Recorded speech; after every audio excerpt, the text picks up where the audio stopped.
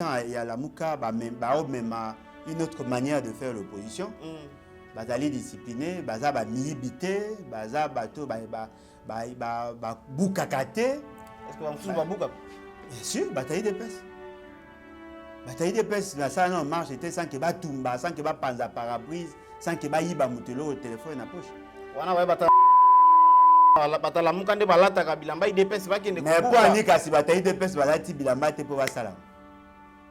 Au moins te batala Mouka ba encadrer ba marcha ba ngomoko police ayeka na pou. Il ne faut pas ça la il y a ceux qui transforment eziki na batala Mouka. Te ezika kité. Ezika a pété. Attends bo papa ba gaz, bazara toujours discipliné. Ça c'est une culture que tout le monde doit apprendre. Au moins papa Etienne c'est que la baby ça ba jeune.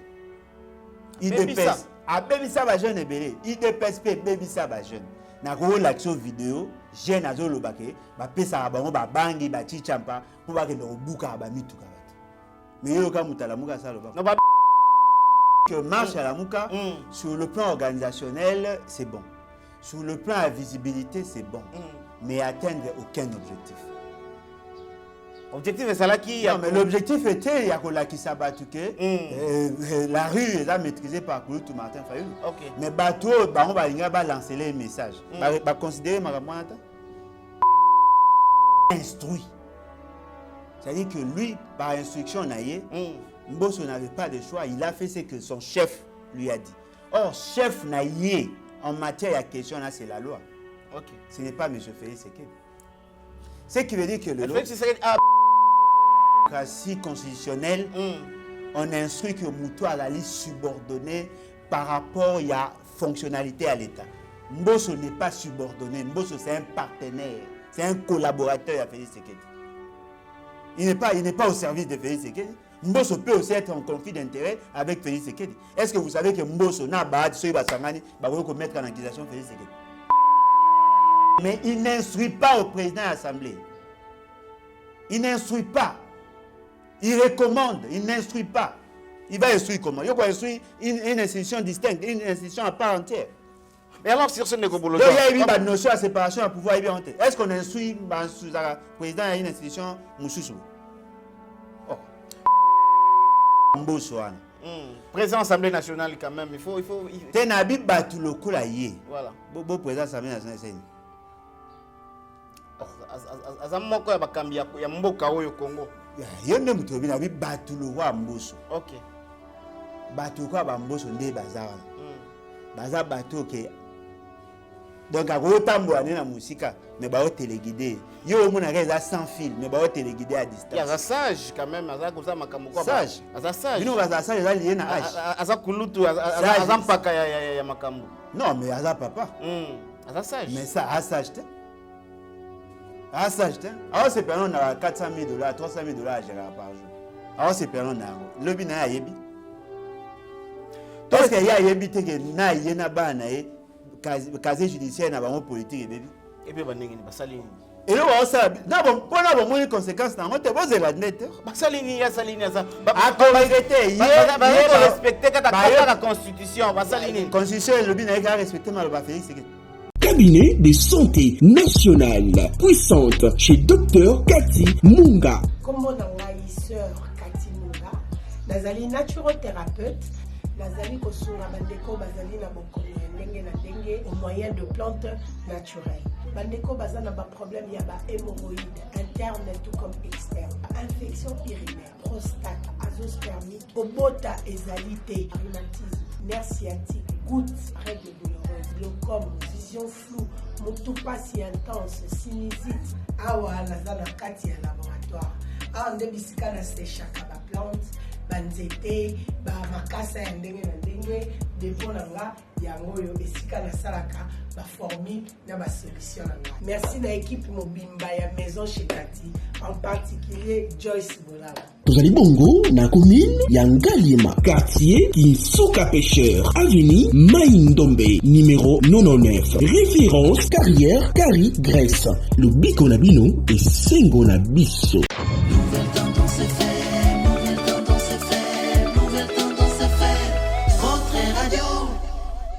Baimboka boza penza ebele partout na mokili mobimba bozolanda biso bomesana ezali na kati ya nouvelle tendance télévision émission na bino lisolo ya monene c'est-à-dire grande causerie na français oyo ezalaka toujours na nsima na actualité mpona kosala mosala na yango mosala na biso ezali kopesa bino koinforme bino lolenge moko ndenge tosalaka na ba vie privée na biso pe photo ya kosala yango pe na vie professionnelle parce que musala oyo ebengami na moto nyonso te melele komi mwa mbilinga c'est-à-dire moto nyonso akomi na ye na possibilité ya kopanza information atelemi kaka liboso ya caméra makambo ya lokuta makambo ya solo makambo ya peu près makambo ya baza koyoka na balabala moto aye directement aye koaffirme yango mais biso tosalaka penza effort ya kosola na baye oyo baza penza baconcerné na makambo yango nde babetela biso masolo lolenge nini ezali bisika oyo baimboka baza na mwa mikakatano foto kuta na penza na ba o bazali na kati ya masolo yango nde bayeba kolimbolela baimboka ete likambo wana bozali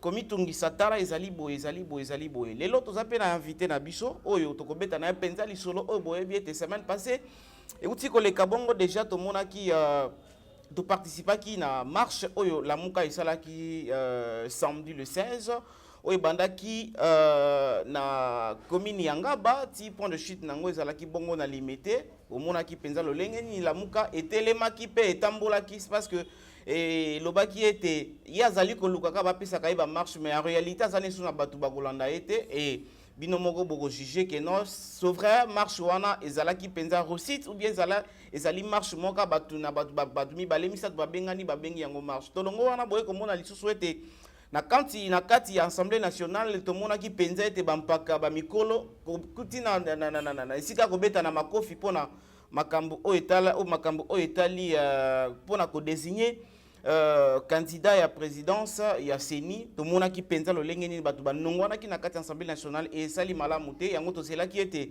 mukolo ya semaine ya liboso mukolo c'est-à-dire mukolo ya lundi to meka mpe kotuna baye oyo baza ba politique ba meka mpe kolimbolela biso likambo yango parce que tisika oyo baimboka bakotuna spell lisusu likambo ya ram esuki wapi ram balongoli yango ram ezali kaka kocontinuer ram ezali kaka kokata makambo ram ezali kaka kosala makambo oyo baimboka bazali komona pasi mais les jours yango oyo tomonaki ete ministre ya petentique akendaki na Assemblée nationale ko répondre na ba mituna ya ba député tozalaki wana Assemblée nationale mais tomoni ba étudiant tomoni ba te belé ba ki ko soutenir idée na ye wana que no ram elongwate tomoni ba banderole ya ba étudiant ne touchez pas na wifi na biso université ne sa ko sala beauté donc moi confusion pesa côté wana po tomona ki penza batu ba ki ebele ko soutenir ete ram elongwate mais tomona pe bisika mususu bazali toujours na kolela pona makambo ya ram kombo na ye mwana moko ya Congo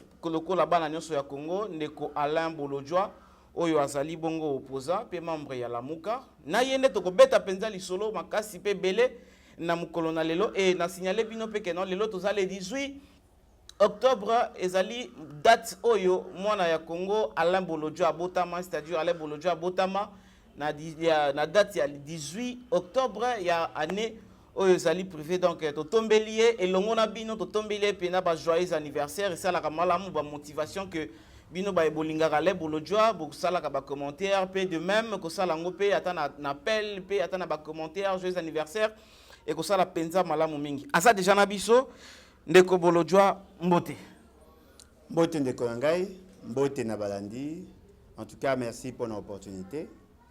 Effectivement, le 2 ali jour nanga ya Mbotama le 18 octobre 1977. Na Botama na Mbandaka na clinique ya Mbandaka, c'était un certain mardi. Voilà. Et donc le lundi na kokisi 44 ans d'âge. Voilà, mes précisions, je ne suis pas membre de la Muka. Ah, yo salina kati ya oza membre ya la Muka te? Non. Na soutenara Kulutu Martin Fayou na combat sur la vérité des choses. Et non, oza na kati ya la Muka. Non. Non mais bato c'est que moi confusion ça la makaming parce que na makambo ya lamuka ebele donc yo défendaka yango po za la kawana. Ouais, mais ce que ça va valeur on a ça ko défendre. Mais na défendaka nyonso te. Et puis c'est pas le fait que na ko soutenir mutunde na komi mutu ya lamuka. Lamuka ezali une réalité statutaire. Pour na koza membre il faut y adhérer. Ezali lelo na défendaka la philosophie à kimbanguisme en matière de développement. Voilà. Mais je ne suis pas kimbanguiste. Voilà. Voilà, merci pour la précision. Ndekwale Bolodjoa. Alors directement, tozo kota pendant ma solo na biso parce que tozo bandali kamumbala moko oyo il y a antérieurement il y a ndeko Kadima. Alors source moko bandeko na biso ba confrère na biso ya Media Congo ba meki un peu ko pesa biso liste il y a 12 membres oyo CENI ezali ko zala na bango. C'est-à-dire voici les 12 membres de la CENI validé par la commission Mbata, entériné par l'Assemblée nationale en attendant leur investiture par l'ordonnance présidentielle. La PCBISO, la président Bazana Kadima Kazadi Deni, la deuxième personne Azali, Ilanga Lembo bienvenue, Aza premier vice-président, Aza Mouta majorité, Madame Monteya Moulé la Patricia, Aza reporter, Aza Mouta majorité, Moindo Moulemberi Vaumawa Paul, Aza reporter adjoint, Aza Mouta majorité, Birimbano Maloume Sylvie, Aza Kester adjoint, Aza Mouta majorité, Lupemba Mpangandolo, membre de la plénière,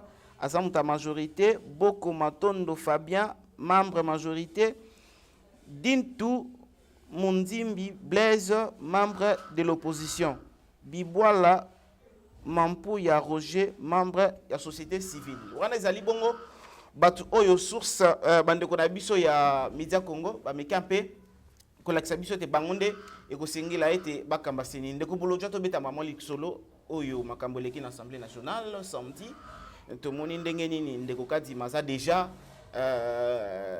candidat oyo azali na à tête ya CENI. Oui, en fait, le problème est là que dans le Congo, un groupe de gens va imposer un débat. Oui. C'est-à-dire que va créer quelque chose, va conditionner tout le monde pour que va réfléchir par rapport à locaux luka. Parce qu'en réalité, les débats n'a biso le débat à désignation à membre de la CNT. Les débats na biso ezaki débat o ezakota là sur le mode d'évolution à pouvoir au biso topona la constitution, le mécanisme et accession à pouvoir, mais surtout les valeurs ou la qualité à muto à les lots en fonction. Ça ce sont le vrai débat parce que les élections en fait ezaka instituées justement pour mettre fin à la crise de légitimité. Yango moni maele ya batu nyonso esanganaka pour atteindre cet objectif. Mais le lot, comme on a un président kabilocratiquement élu qui est en train de boutiquer les choses pour qu'Adala Tshisekedi-ocratiquement proclamé. Et les gens se laissent emballer par les débats. Là. Et là, quand les alliés que au tanga liste, il y a bateau, il y a mboso, a oti ko valider d'après. Voilà. Oyo ba cocote en fonction ce qui va jouer acte na bango ya reconnaissance ya fonctionne par M. Félix Sekete. Na kati na ngo au cité opposition. Voilà. Au lobby que moko ya ba membre ya plénière a oti na opposition. Mais là que d'aller surprenant, la plénière au total ça fait 15 membres. Le bureau 7. Au Tangi 5 membres, il y a bureau 2 baozanga. Voilà. Na plénière au Tangi au etikali 3 baozanga. Donc au total, il y a 3 membres baozanga. La question que nous devons nous poser, ces messieurs-là ou ces dames-là à opposition, aouti wapi. Parce que ceux qui opposition à Tindaki Bakombo, en principe, on allait avoir 15 membres. Qu'est-ce qui fait que tous en a 12, 3 baozanga et fort malheureusement, Moko Azako le bazan en opposition. Mais pourquoi cette opposition a tiki 3 postes? Parce que d'après partage na bango ya ba poste est tika les a ba opposants. Mais maintenant comment un opposant s'est retrouvé déjà sur la liste? Mais opposition bozape na boyo kanité ba o baza boyo kanité. C'est quoi opposition en go baza combien? Parce que tant boyo kanité. Qui sont d'abord opposants? Les Bolodjoa, le Martin Fayulu. Non, mais moi je ne suis pas conseiller en aventure, na bango ya partage. La Mouka est allée opposition. Non, mais est-ce que la Mouka a envoyé à déléguer quelqu'un? qui a envoyé Moutouana représenter. Parce que d'après la configuration à Bango, 6 membres, et 5, et 6, et dans cette fameuse majorité, 4 dans l'opposition, 5 dans la société civile, ça fait 15. Ok. Mais 3 postes éthiques, Bobi que Moutou Moko a été dans l'opposition. Mais quelle opposition? Parce que d'après Esprit Nabango, on ne parle pas de l'opposition en l'air. Par exemple, il y a opposition institutionnelle. Voilà. Alors, dans l'opposition institutionnelle, il y a combien de groupes parlementaires? Oyo, Barogo Tinda Moutou, à la représentant la Baron Seni. Tolongwewana. Comment ça se fait que Bazui va présenter un candidat, on parle d'une commission, et cette commission qui se voulait être paritaire, bateau bazaki na kata commission ba boy quand même côté d'abat. Est-ce que commission est déjà qui est en bonne et due forme? Et là au Moussou il faut me poser question. Est-ce que le président a une commission permanente, il y a parlement, peut-il présider une commission ad hoc? Tokei wana tolongwe. Est-ce que la loi oyo ba réviser oyo ba tupena ba maele na bango et kokaki kozala et ça là-bas ça la réforme et la loi avec autant de maladresse jusqu'à telle enseigne que le fait oyo ba reprocha qui la loi ya kala et se répéter na loi ya lelo en matière de désignation ya président ya seni et ju bango temps d'après bango. Et là, on peut être aux est-ce que Neboloja sali comme on a que désordre sali tellement ébélé pour mais ce pays c'est que c'est un malheur pour cette république. Na le bara na yo na lo bango lelo. Bomo nango malem malem. Ndeko nangai. Vous avez suivi monsieur Félix Sekedi. À lobby, j'ai instruit au président de l'Assemblée nationale, il y a aussi vidé dossier wana. Il a instruit. Soki kaka batu ya confession religieuse bazali kokoka koyo kanate. Il a instruit, oui, le président d'une institution à part entière. Mais il est le président de la République. Non, mais il n'est pas le président de l'Assemblée nationale. Il a instruit. C'est-à-dire que lui, par instruction, Mbosso n'avait pas de choix. Il a fait ce que son chef lui a dit. Or, chef Naïe, en matière de question, là, c'est la loi. Okay. Ce n'est pas M. Félix Sekedi. Ce qui veut dire que le Félix Sekedi a appliqué que la loi. Non, il n'a pas le pouvoir d'appliquer la loi parce qu'il n'est pas concerné par rapport à la désignation. Il faut faire la part des choses. La désignation, d'après leur fameuse loi, ça se fait au niveau des confessions religieuses, de la société civile, pas à confession religieuse. Okay. S'il y a des problèmes, on met en place une commission paritaire d'après leur mauvaise loi. Mais la commission paritaire, elle a dit que la commission, elle a dit que n'a deux côtés. Bango va sali commission où ils allaient constituer essentiellement na bango va décider sur ça et puis va renvoyer na plénière et puis na plénière il y a eu des ordres bateau va aller supposer que les opposants va reconnaître la commission T bango va s'efforcer c'est-à-dire que là c'était une commission monocolore une seule couleur. Voilà ce qui veut dire que sur jubilo wana nyonso au qu'on remarquer les gens se comportent en délinquants constitutionnels. Nous avons en face de nous des gens qui se comportent en bandits politiques. Mais non, il faut tout l'obéla, Makambola. Non, je ne vois même pas d'intérêt. Alors, il fallait qu'à Batika, Batuya Nzambe, c'est-à-dire que nous Nzambe va continuer toujours à trouver solution. Il fallait au moins président de la République parce que bon, il déjà qu'on nous caille. Il fallait au moins président de la République. Président de la République, mais comment tu as 5 ans, c'est pour que non, non, mais parce que mais ce n'est pas par le fait que l'Église catholique va pouvoir au-delà de la loi. Bon, c'est la confusion entre la désignation et la validation. La désignation est allée revenir dans la société civile. Ceux qui sont société civile, Azali bloqué, il faut d'abord voir quelles sont les raisons où ils bloquent la société civile. Parce qu'il y a des gens qui sont corrompus. Mais vous continuez. Et puis, vous ne posez même pas de question. Comment Dodo Kamba, comment président, il y a l'église des rebelles? C'est là tout aussi, Kawana. Voilà. to me kape ko beta lisolo yango lelo ndeko Dodo Kamba na 5 mususu azali ko kambalo na ye moko esali 6 na batu mibale kaka batu ya catholique na batu ya ECC ndenge koyoka nezati wana parce que lelo yo zali ya ko douter na ndeko Dodo Kamba doute na yo zali nini ndeko na ngai omoni soki ba prémisse eza mabe conclusion ezala toujours mabe batu baosala effort ya ko sauter tout un chapitre le dossier il y a désignation il y a président à CENI et bandaki en 2020 d'abord c'était en 2019 pour les juste qu'à rappel la loi électorale obligeait à Félix Tshisekedi d'organiser la suite il y a élection aboya nanko aboya ko organiser ba élection municipale et autres aboya ko sala ngo nanko monsieur Félix Tshisekedi et pourtant il y avait une loi il y avait un calendrier qui était l'annexe à la loi tant on bakomi ko tia bango pression par rapport à ba préparatif parce que nanga akomaki déjà na fin mandat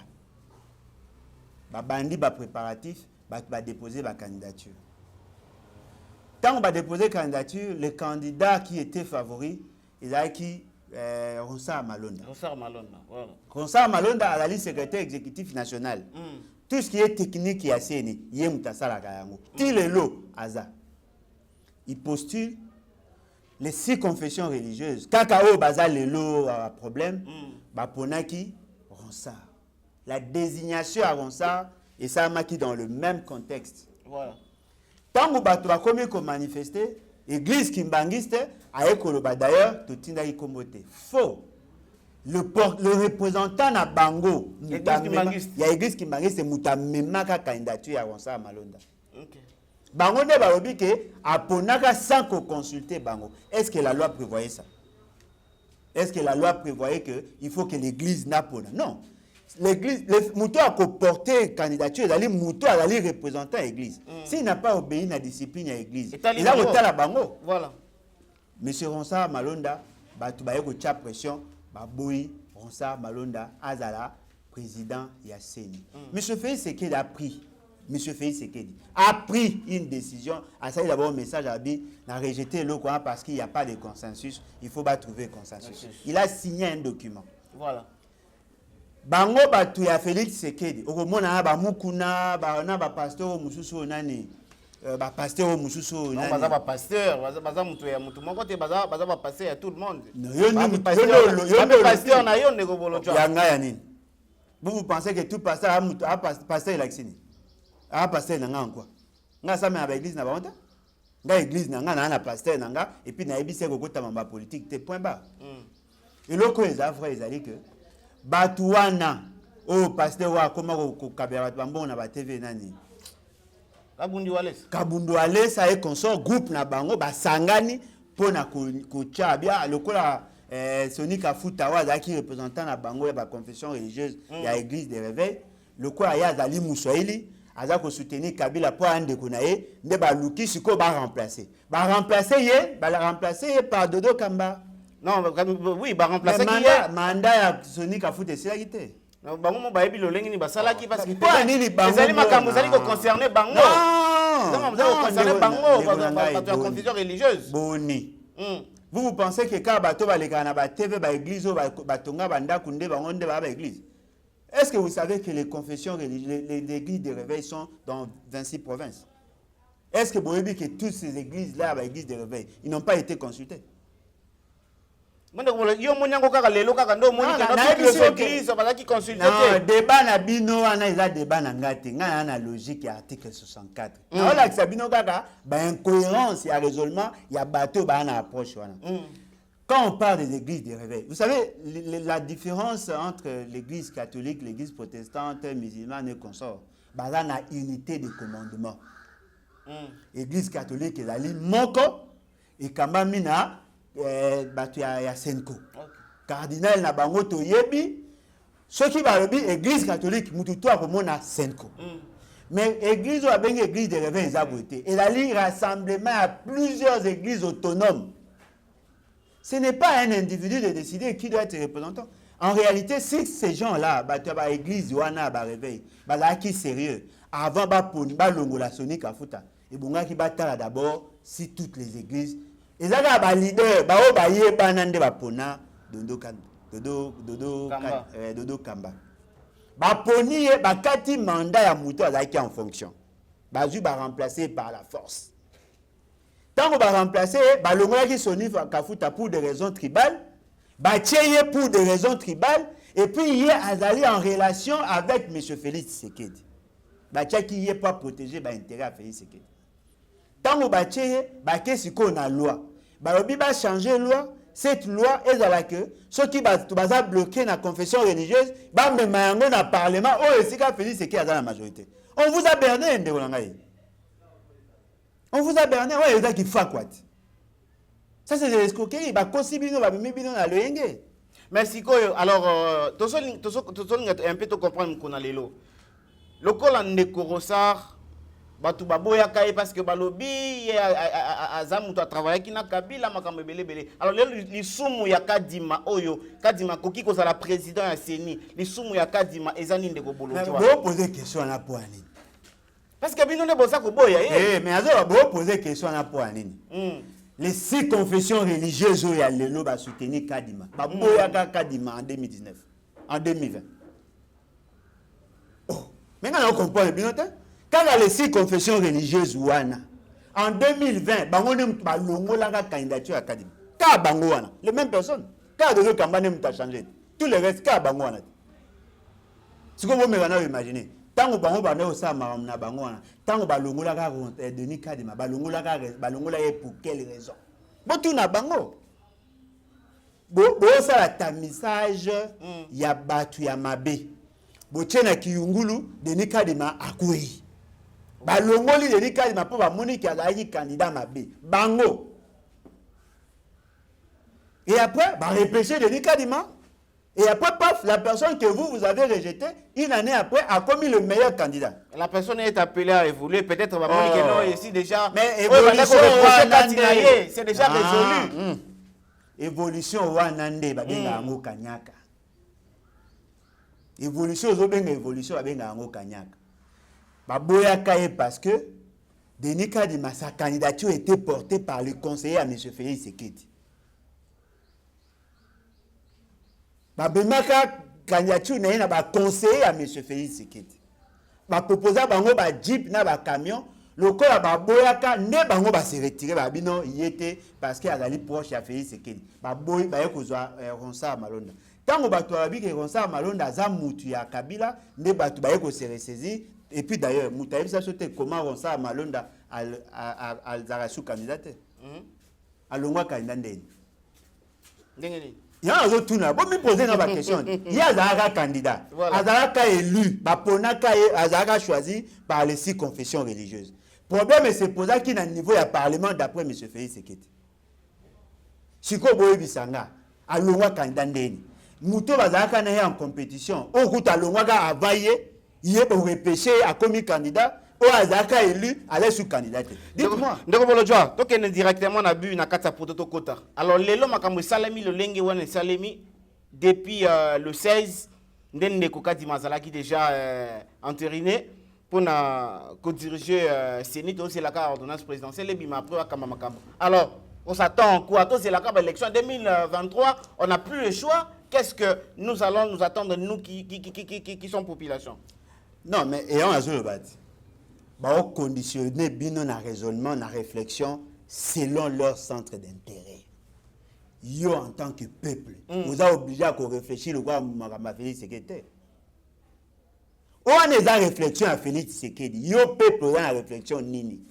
Comment ça se fait que bateau va voter ko va ponir Ronsard Malonda, va ponir Ronsard Malonda, va eko pona Denis Kadima, bazo bisabino à côté, va repesa bango ba jeep na ba mbongo. On est les ont dit. Oh, yo ben les ont dit. Yo mona communiqué signé par la confession religieuse nyo sote. Oh ba lobby ke baza ko subir ba chantage, ba pression. Bango ba signé te. Communiqué conjoint, bango tout ba signé communiqué en fait. Bo mona ngote. Siko lelo bo beta masolo. C'est-à-dire que vous voulez me dire, Bachebino devant un fait accompli, vous n'avez plus de choix. Non, vous avez le choix. C'est quoi les choix? Vous avez le choix. Il y a une forfaiture, mais ce fait, c'est qu'il y a imposé Bino. Comme vous avez le choix, il y a Kolongola. Na Batouana, na Félix Sekedi. La procédure nini. Mais lisez très bien la Constitution. La Constitution est claire, non? Vous vous êtes dit, nous voulons avoir un pays de valeurs.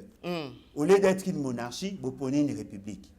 Vous vous êtes dit, que vous avez une république moins despotique, vous préférez une république démocratique. Ce sont des choix. Bino déjà Boussala. Mais les gens qui désorienté, choix na Bino, Bino na tyrannie. Mais ce fait, c'est qu'il se comporter en Django. Obligé Bino Bossa Marambo ya lingi pour ses intérêts. Bokaïma Bobo, tout dans la question, ce qui Bino Bossa. Non. Bon, faites appliquer, faites respecter votre choix, c'est simple.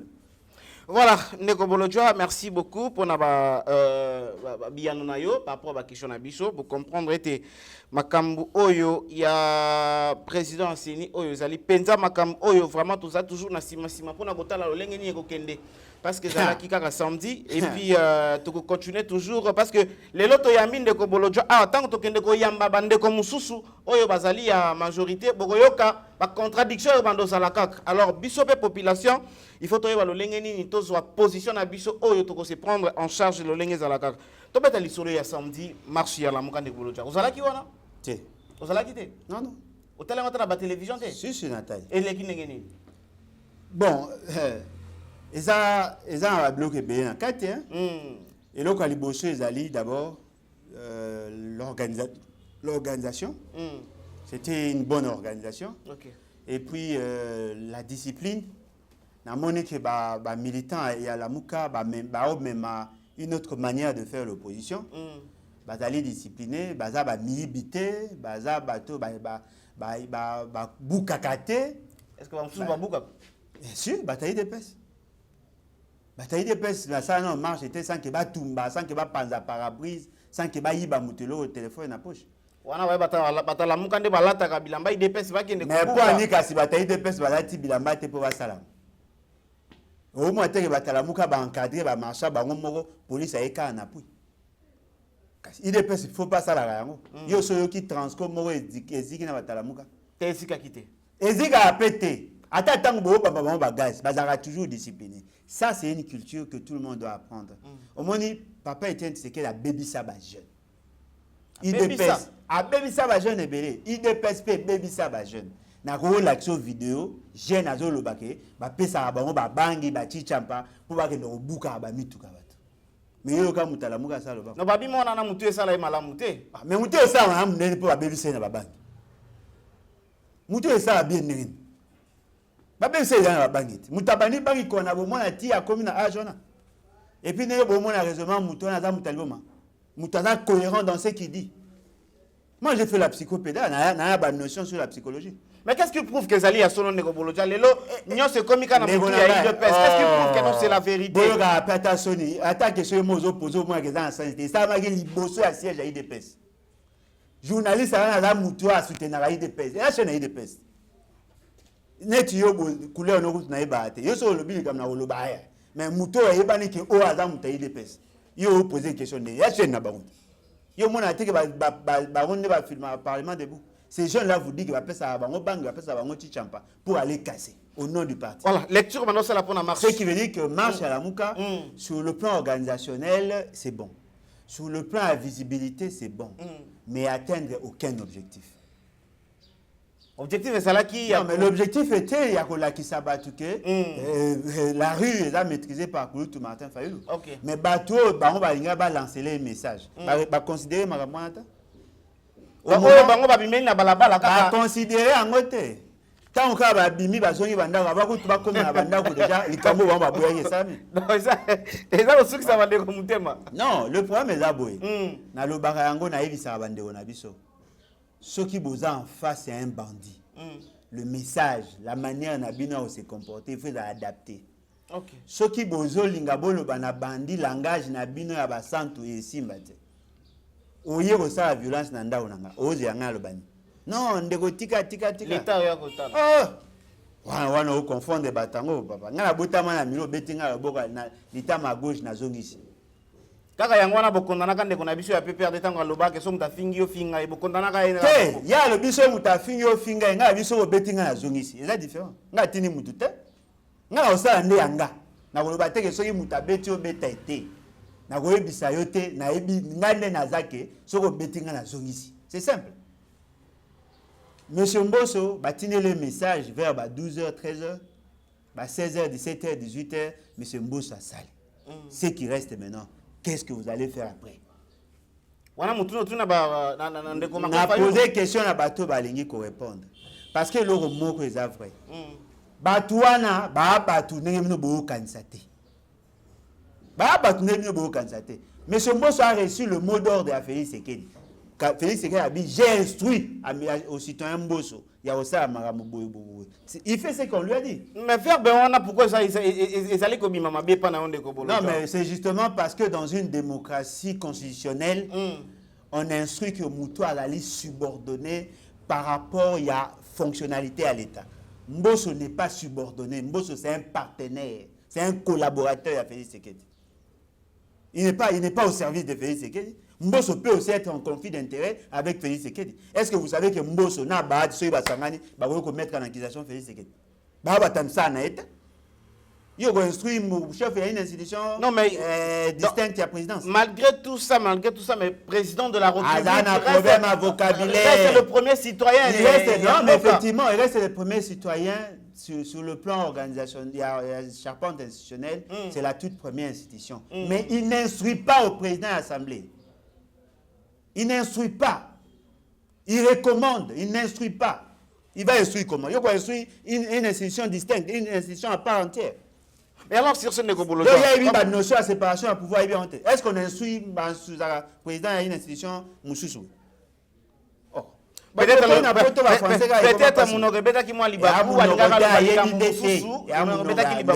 lokola yo soutenaka ayebindete lokola yo soutenaka nde kulutu no Martin Fayulu et kaka mukolo babimaki pona koboya makambo wana kaka le même jour basali makambo ma koboya. Est-ce que vous avez une proposition à proposer? Na ça une proposition à téléphone. C'est quelqu'un que je respecte. Na une proposition à téléphone. Mais na le bané na bato à la muka. Boulobaki na yakeba a kebite. Après. Voilà, c'est la après on est na zozela. On m'a bato ba Mbosso wana. Président Assemblée nationale quand même, il faut Tenabi batu lokola yé. Voilà. Bo président Assemblée nationale c'est. Azamoko ya bakambi ya mboka oyo Congo. Yonde mutobi na bi batu lo wa Mbosso. OK. Batu kwa ba Mbosso nde bazara. Baza batu ke donc à Rotambo na musika mais ba téléguidé. Yo mona reza sans fil mais ba téléguidé à distance. Ya sage quand même aza koza makambo kwa sage. Aza sage. Bino baza sage za lié na âge. Aza kulutu aza mpaka ya makambo. Non mais aza papa. Aza sage. Mais ça a sage te. Ah, ça, alors c'est perdant à $400,000, $300,000 à gérer par jour. Alors c'est perdant à Ango. Le bin a yebi. Parce qu'il y a yebi que na yena ba na ye casier judiciaire na bango politique bébé. Et puis banenge ni basali ni. Et là on ça na bon pona bon moins conséquences na ngote boze la net. Basali ni ya sali ni ça. A correcté il respecter la constitution basali ni. Constitution le bin a respecter mal ba Félix Sekedi. Attendez, on a ta disposition, qui doit se soumettre dans la caprice à faire ce président de l'Assemblée nationale avant longa que no président zali ko makambo zali ko yokate bazali ko reprocher na makambo wana balongola ke na Mbosso lelo aya ato sali suso comme yo koto seza mabe. Non mais attendez. Koto ça, bato ça la loi. Le président de l'Assemblée n'a d'autorité que la loi. La loi lui dit il doit travailler sur l'orientation. Il y a président de la République, va tenir compte du Sénat, il y a gouvernement. Parce que Bangonio sur toutes ces institutions, on va travailler en harmonie. Mais ça ne fait pas de lui un subordonné. Il y a comme le roi Moukalati. Et ça, c'est très dangereux. C'est trop dur. Non, mais dans le lobby a commis le cola. Le cola Moukalati. Et devant cette réalité, il va porter la responsabilité. Vous savez, la génération n'a Bango, Papa Mbosso. Azaka, il y a un père. La génération na bango nyonso wana. Il parlait non? Oui. Azaki on a un père. Après, a commis que Mobutu pression parce que c'est lui qui représentait le Kwangu. Et pratiquement, un père. Ils ont eu à poser beaucoup des actes. C'est à leur période que nous avons été classés comme des victimes. Bayeko Longwana, Bayeko Kende, à côté, qui travaillait na Joseph Kabila. Il a travaillé pendant beaucoup d'années. Quand nous fustigeons leur gouvernance, alors que Wazaki na Kabila. Il a quitté Kabila à Longwe. Voilà. Bango mutu basala ke biso to Longwe pas Kabila. Bango wana batouana. Basala Kabila mabe, ba conseil à mabe. Mais aujourd'hui, il n'est plus avec Kabila. Demain, il ne sera plus avec Félix Sekedi.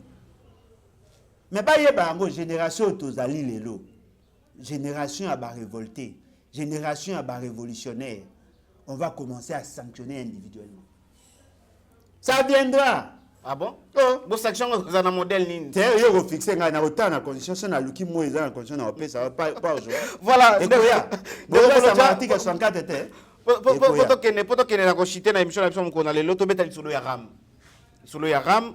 Mukolona tout ça qui vraiment na parler du peuple tout moni ba étudiant presque à l'université presque ebelé.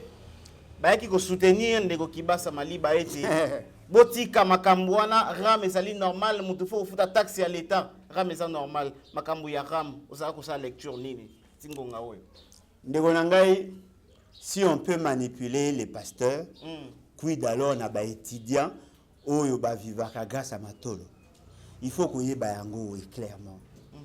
La question de la taxe n'a rien à voir avec une école, encore moins avec une université. Quelle est la corrélation entre une taxe et l'université? Ça n'a pas de corrélation. Taxe, on est allé favoriser gratuité, il y a comment les gens peuvent être aussi naïfs? Comment Moutaro est aussi naïf jusqu'à ce point? Est-ce qu'on peut instituer une taxe pour n'en couper sa moutou wifi? Est-ce que déjà instituer taxe pour c'est le début. Ça c'est une aberration. Et puis tout le monde va banderole, il y a pas différence.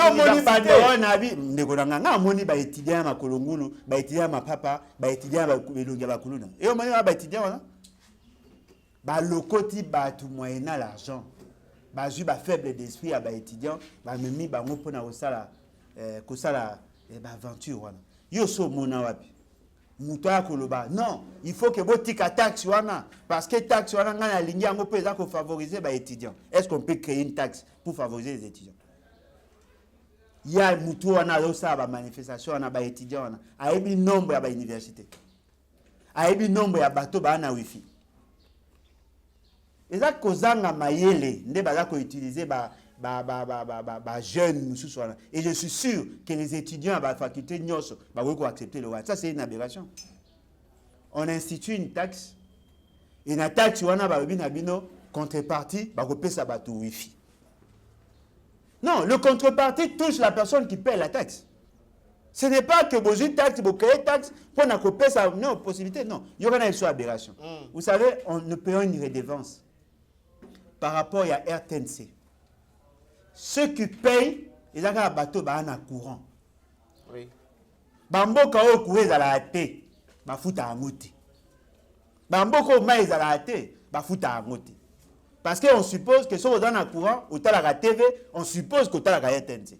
Et puis, ça va conformément à la loi. Il y a une loi qui crée cette redevance-là. Mais oh, il y a bango, yo moi bio yo, kanyaka oyo, tongi créer taxe na bango, obi que la taxe té, eza rémunération té, ezali redevance té, ezali impôt té, ezali rémunération. On leur demande quel est le soubassement légal. Obi na bino nani décret ya kulutu buzut. Mais tanga décret encore na bande eti suka. Okomona nulle part là où on a mentionné RAM comme moyen à perception. Lorsqu'on parle de la rémunération dans ces décrets, on dit que les opérateurs et secteurs, ont la rémunération par rapport à la prestation et à RPTC. RPTC est un organe, une institution, un organe public de l'État en matière de régulation et secteur et communication. Pourquoi on a créé ça? C'est justement parce que le fait qu'on a libéralisé les secteurs, et puis si possibilité que Batunion sur toutes ces entreprises-là, va coopérer pour créer des ordres, il faut créer une autorité de régulation entre le gouvernement central et les opérateurs. Il y a un organe, le quoi très d'union. Ce qui est une entreprise, elle a un avis technique, il y a un PTC, à foutre la ngombongo.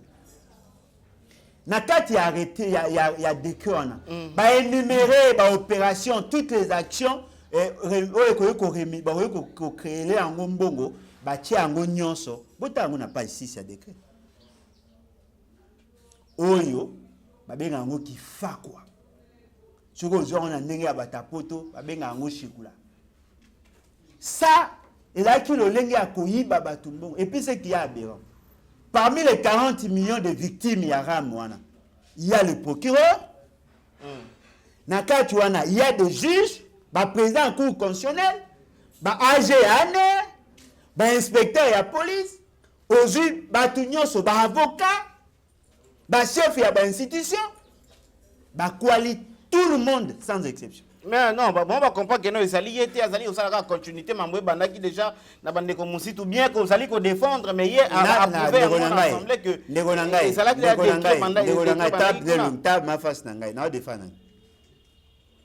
décret on a en ligne. So que au lingo zwango. Botangela ne sika ba bike RAM et koza pour na ko fonctionner mbongo na ba poche ya ba téléphone. Exact. Vous savez comment on crée la taxe? Toi, on a deux textes. Toi, on a un édit au niveau de la province. Toi, on a une loi au niveau de l'État central. Taxe, un mécanisme et un prélèvement. Les opérations, l'organe chargé, il y a qu'on récupérer. Oh, nous avons tout participer. La loi. Même la clé de la répartition en bon. Et puis, nous avons tout l'argent de l'État. Et quand on a un compte, il y a un trésor. C'est unique. Bon, tu as confiance dans le conseil de ministres parce que ma cambetine tu as confiance dans le conseil de ministres na comprendre bino te. Bon, tu as confiance dans le conseil des ministres. Comment une telle décision est ça sans que le conseil des ministres a statué sur. Bon, tu as conseil des ministres, bon, tu as confiance dans le conseil des ministres. On suppose que si l'idée est venue du gouvernement, on suppose que le bien qu'on a conseil des ministres va décider en un conseil des ministres, ne a appliqué. Tant que est-ce que vous pouvez conseil des ministres, vous pouvez chance ni confiance ni bowling, vous pouvez que non, bakotala so que sali malamu, bakoko bana yango so que sali malamu. Non mais na comprendre mboko on dirait ba farci ba cerveau ba crâne na bato. Et ça normal ta? On vous parle là, il y a un problème posé par le gouvernement. Vous avez un peu sa confiance dans ce fameux conseil des ministres. Bino boga sa moteur que ministre Félix qui a suspendu une opérationnalisation à RAM. Oui. Wa zongi sinan. Est-ce que vous avez montant au bango ba olia bino? Plus de 280 millions de dollars. Ne longina ba ondo mona ba ba role mbambo. Voilà, voilà té, bon salaire. Mon temps bolo ba Congo avec légèreté, avec les balo belango wana. Et là ça que bino ko bangue l'équipe bino bo ni ma ko cautionner n'importe quoi. Boye ba ngone to za boy. 40 millions de SIM actifs multiplié par ces dollars, ça vous fait 280 millions de dollars. Ngala mona famille Tshisekedi a IDPS ba osangisa po ba sa antinza po ba 100 000 dollars. Et ba promettre bino que no ba koye la bino lengene ba sali ko gérer ba musulman to sali ko kota ndeko bolojwa. Mais ole ke ba ye la bino ko ngake za na budget ndeko na ngai. Ba ye la biso ngo ba ye la biso wapi? Po boye ba lengene ba sali ko gérer. Na assemblée nationale po na pesi ba monte. Akena no na conseil des ministres. Oui, mbogo bozo ngo penal ko mboga lioto. On dit est-ce que vous trouvez ça normal? Il y a la population, plus de 280 millions de dollars. Non,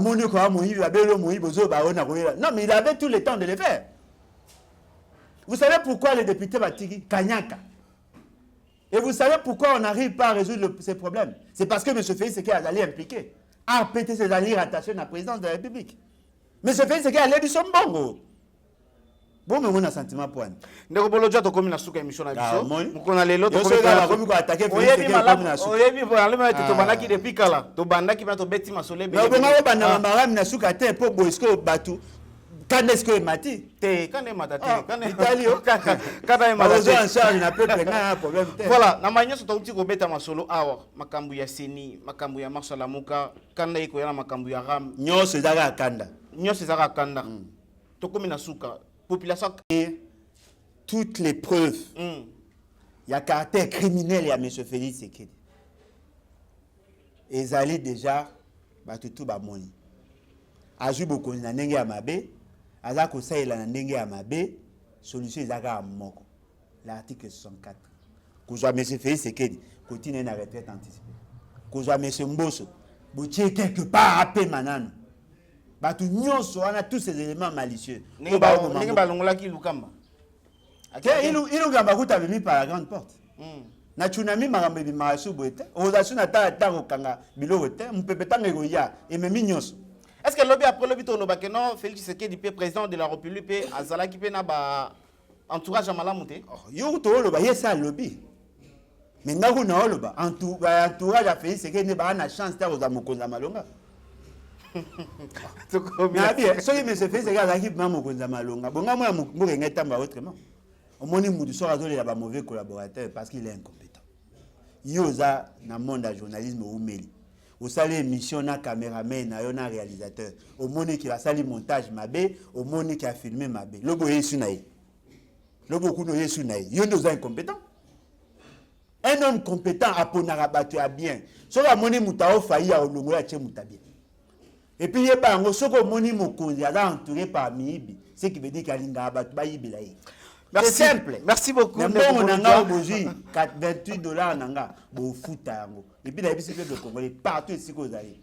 Soko monika fachi, monika ramisme, c'est-à-dire même si on est arabe, gouvernance arabe, bah on katabatu, bah on y va tout bon on a tel. Partout ici que d'abord rappelle la kaeke, a il est biso bon arabe. Non mais ram on a bon, n'habité.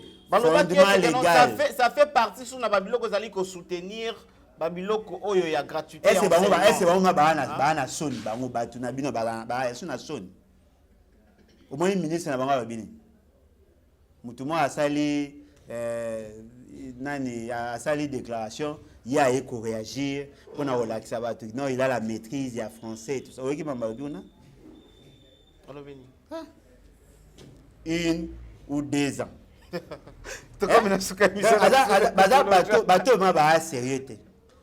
Il faut vraiment que ça là fort, que s'en débarrasser. Bon, vous n'êtes coronavirus. Bon, vous n'êtes Ebola. Bon, maladie fatigue. Bon, mon honte. Est-ce que l'Indien le lobe enseignant parce qu'on dit bah qu'est autant que ça? Autant à Kinshasa. Bien tout boire na refaire à Kinshasa. Moi je vous dis, sur un total, il y a 17 000 enseignants dans le territoire à Ingende. Il y a un niveau équateur. Plus de 10 000 bazal non payé.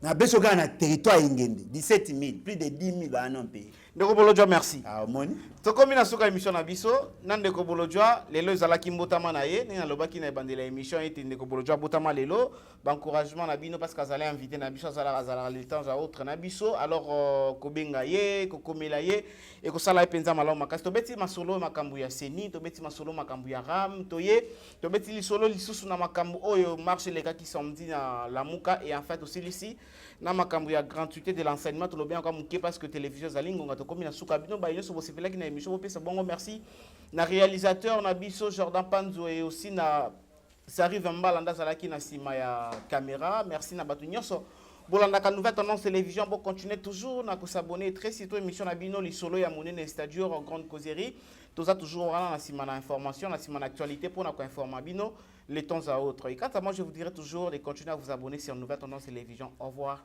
à la prochaine.